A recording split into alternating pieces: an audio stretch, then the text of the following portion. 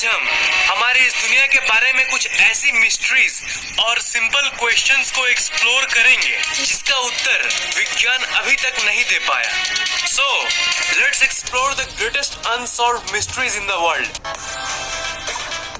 Number 5, the underground mystery. इस धरती के सतह के अंदर क्या है कोई नहीं जानता।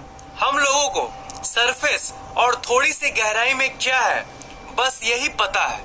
अब कुछ लोग कहेंगे कि सतह के अंदर क्या है ये तो सब कोई जानता है। सतह के अंदर तो पेट्रोल, कोयला और बाकी मिनरल्स पाई जाती है, पर आपको ये जान लेना चाहिए ये सब बहुत कम ही गहराई में पाई जाती है। मैं उसकी बात कर रहा हूँ जो इसके भी नीचे है। साइंटिस्ट ने भी सोचा कि इसके नीचे और क्या क्या हो सकता है। इसके लिए उन्होंने एक गड्ढे को बनाया जो करीब 12 किलोमीटर की थी।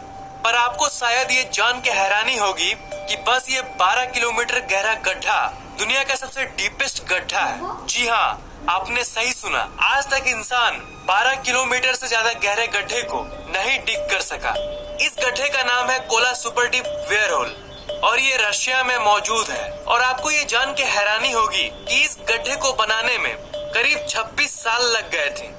अब कुछ लोगों के मन में ये क्वेश्चन आ रहा होगा कि इस गड्ढे को और आगे क्यों नहीं कोड़ा गया, इसे सिर्फ 12 किलोमीटर तक ही क्यों डिग किया गया। इस प्रोजेक्ट को इसलिए बंद कर दिया गया क्योंकि जब ये गड्ढा 12 किलोमीटर तक पहुंचा तब इसकी टेम्परेचर काफी बढ़ गई थी। जैसा कि हम जानते हैं कि आप धरती के जितने अंदर जाओगे उतना टेम्परेचर बढ़ता रहता है क्योंकि आप धरती के कोर के सामने जाते रहते हो। 12 किलोमीटर की स्टेज में टेम्परेचर इतनी बढ़ गई थी कि इस गड्ढे को आगे कोड़ना इम्पॉसिबल था। अगर इसके आगे वो कोड़ते तो कोड़ने वाली जो इंस्ट्रूमेंट है वो भी गल जाती।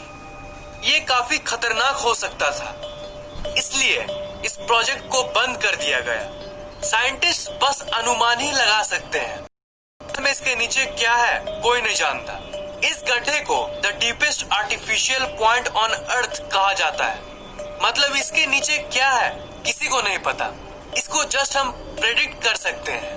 हम लोग अपने एनालिसिस और थिंकिंग से जस्ट थ्योरीज को निकाल सकते हैं, पर एग्जैक्टली ये नहीं कह सकते कि इसके नीचे क्या है। टिपिकली एक्सेप्टेड थ्योरी की बात करें तो हमें स्कूल्स में कुछ ऐसा पढ़ाया जाता है। हम लोग बस एज्यूम कर लिए हैं कि धरती की इतनी लेयर्स हैं, जैसे crust, upper lower mental and outer inner core.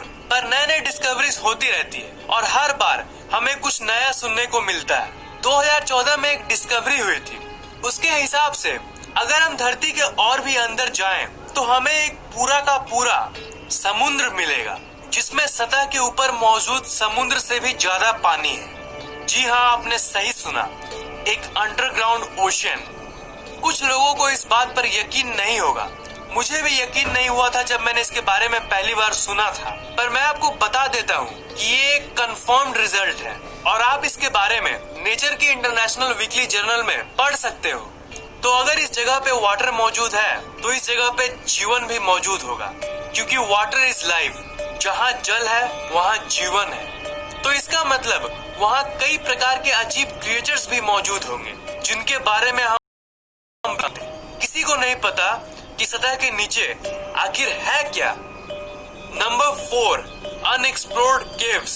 ये एक बहुत ही फेमस फैक्ट है कि दुनिया का 95% समुद्र आज तक अनएक्सप्लोर्ड है। जी हाँ, दुनिया के इतने बड़े समुद्र की एरिया में से 95% अनएक्सप्लोर्ड है। दूर दूर के कुछ ऐसे पार्ट है जहाँ मानव आज तक नहीं पहुँच पाया।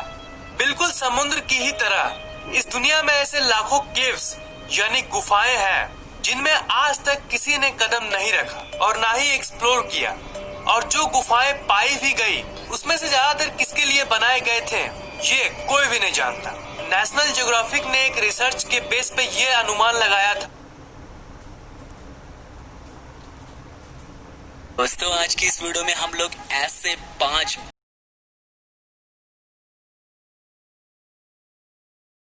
इस दुनिया में जितने केव्स हैं उसमें से 90% को हम लोगों ने कभी भी एक्सप्लोर नहीं किया। अमेरिका इस दुनिया का सबसे एक्सप्लोर्ड जगह है। मतलब यहाँ के लगभग हर जगह को एक्सप्लोर किया गया है। पर क्या आप जानते हैं कि अमेरिका जैसी एक्सप्लोर किए हुए जगह पर भी आज तक सिर्फ 50% गुफाओं को ही एक्सप्लोर किया गया है। इससे तो आप समझ ही सकते हैं कि दुनिया में कितने सारे रहस्यमयी गुफाएं हैं। उन गुफाओं में कैसे कैसे अजीबोगरीब रहस्यमयी क्रिएचर्स होंगे, ये किसी को भी नहीं पता। Number 3, how the moon was formed. हम चांद को बचपन से जानते हैं, इसके बारे में हम कहानियां सुनते आ रहे हैं। रात को बहुत ही खूबसूरत दिखता है, पर एक क्वेश्चन है जिसका आंसर किसी को नहीं पता कि आखिर चांद बना कैसे। How the moon was formed. आप में से कुछ लोगों ने कई थ्योरीज के बारे में जरूर पढ़ा होगा, पर ये जान लीजिए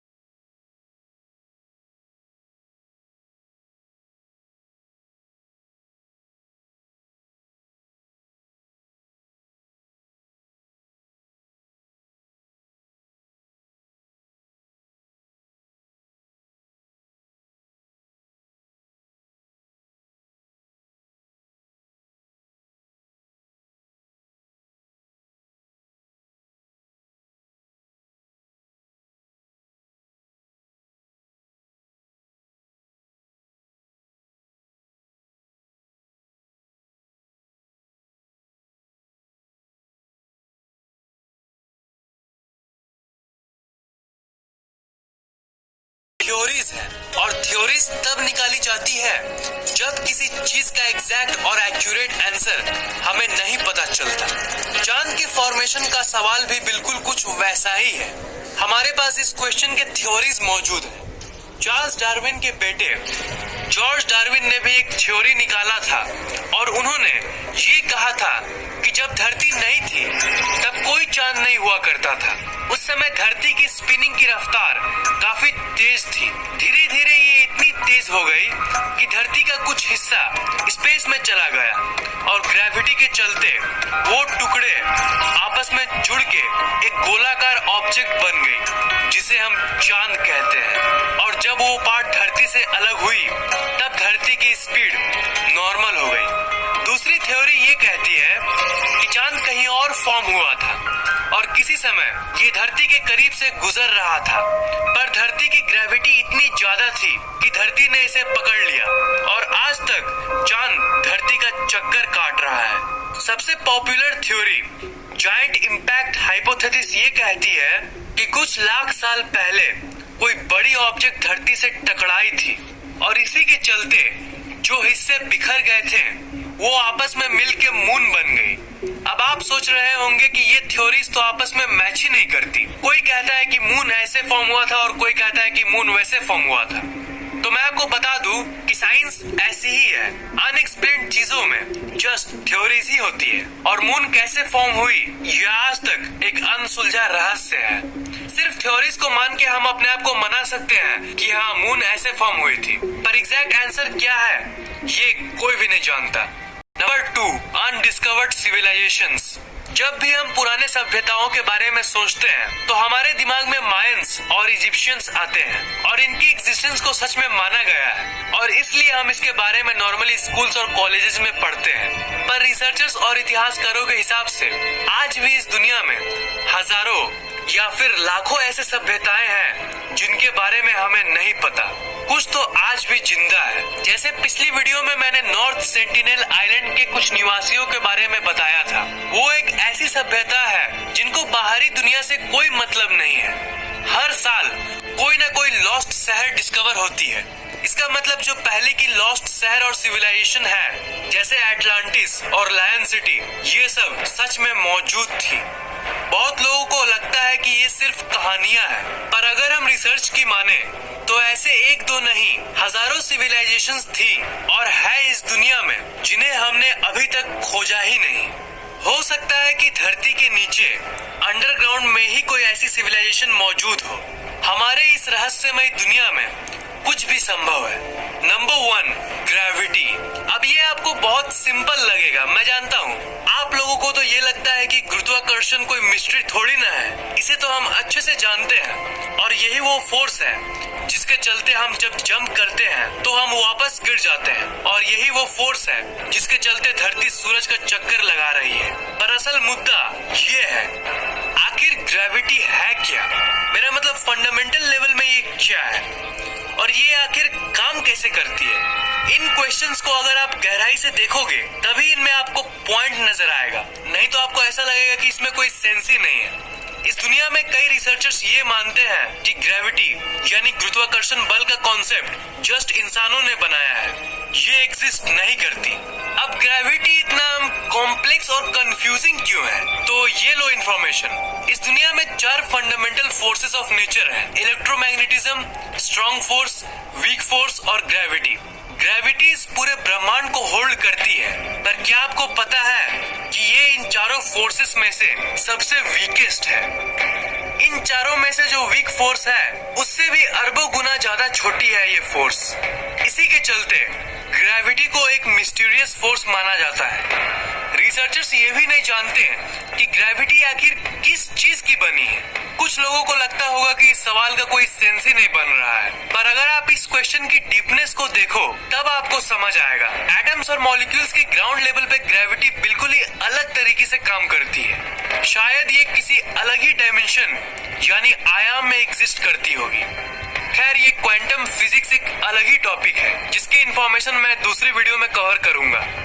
कई लोग तो ये भी मानते हैं कि इस धरती पे कुछ ऐसे जगह भी है जहां ग्रेविटी के लॉज काम नहीं करते। पर जो फंडामेंटल क्वेश्चन है कि ग्रेविटी आखिर किस चीज की बनी है, ये एक असल मिस्ट्री बन के रह गई है। इस वीडियो को लाइक, कमेंट और शेयर करना मत